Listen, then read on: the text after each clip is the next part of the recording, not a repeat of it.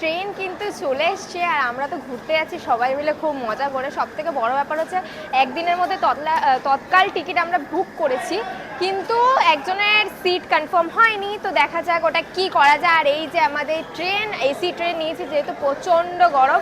আর এই যে খাবার দাবারও কিন্তু রয়েছে, এখানে রয়েছে মাংস ভাষা, প্রিয়স্মিতা এনেছে ফ্রাইড রাইস, তার সাথে শিল্পাদি মিষ্টি, আরও অনেক স্ন্যাক্স এনেছে। তো চলো এবার আমরা যাই।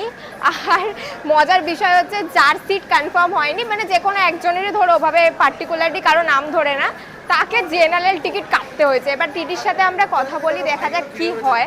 তো এই যে সবাই মিলে এখানে দাঁড়িয়ে আছি, তো চলো যাওয়া যাক। চলো, প্রচন্ড গরম, ভেতরে গিয়ে বসতে পারলে বাঁচি। সবার আগে গিয়ে এখন খাবো। হ্যাঁ সবার মানে ভীষণ এখন সবার আগে বলেছি খিদে পেয়েছে আমার মারাত্মক টাইমটাই এমন। সারা ট্রেন ওকে বলতে আমার খিদে পেয়েছে, আমার কেন ও কিছু খাওয়াতে পারোনি?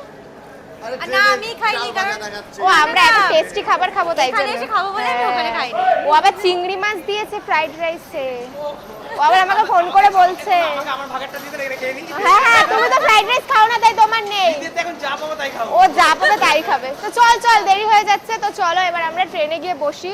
11:30, অলরেডি 11:20 বেজে গেছে, তো দেরি হয়ে যাবে এরপরে। তো চলো যাওয়া যাক।